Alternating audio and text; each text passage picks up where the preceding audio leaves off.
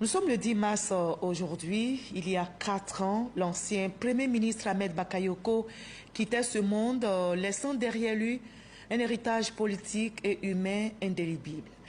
Et la Côte d'Ivoire ne l'oublie pas du tout. En cette date anniversaire, la nation lui rend hommage à travers des cérémonies de recueillement et des initiatives qui visent à perpétuer ses actions. Ahmed Bakayoko, 4 ans après, c'est un récit d'Alexis Ouedraogo.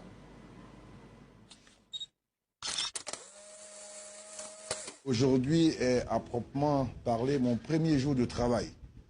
J'ai voulu le consacrer à des échanges avec les animateurs politiques de notre pays. Ma conviction, c'est que quand nous parlons, et quand nous parlons bien, les choses sont très différentes.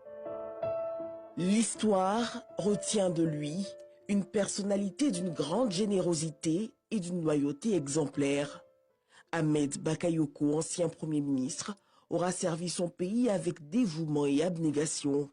Proche des masses, il était considéré comme un homme du peuple, le contact facile. Les jeunes de Côte d'Ivoire, vous et moi, on se connaît. Ce n'est pas d'aujourd'hui. On est au COI. Ahmed Bakayoko entretenait des relations privilégiées avec toute la classe politique ivoirienne. Pour lui, il fallait faire l'économie des crises, se parler en tout temps et privilégier l'intérêt supérieur de la nation. Il n'y a pas une famille bêtée, qui n'a pas une grande famille alliée, qui soit Akan ou qui soit Malenki. Il n'y a pas un bêté qui n'a pas un ami fort, un ami d'enfance, Djoula ou un Baoulé. C'est ça notre vie, notre réalité. Que la politique ne vienne pas déranger. Un message qu'il n'a cessé de marteler aux plus jeunes. Quand nous, les acteurs politiques, quand les hommes politiques, on fait nos arrangements, on fait nos accords politiques, on ne vous appelle pas.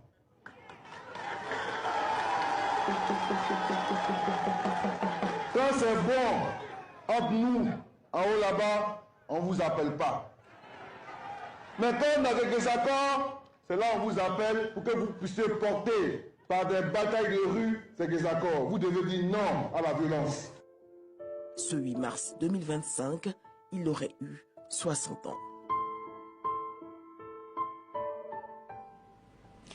Ahmed Bakayoko, 4 ans après, la Côte d'Ivoire ne l'oublie pas.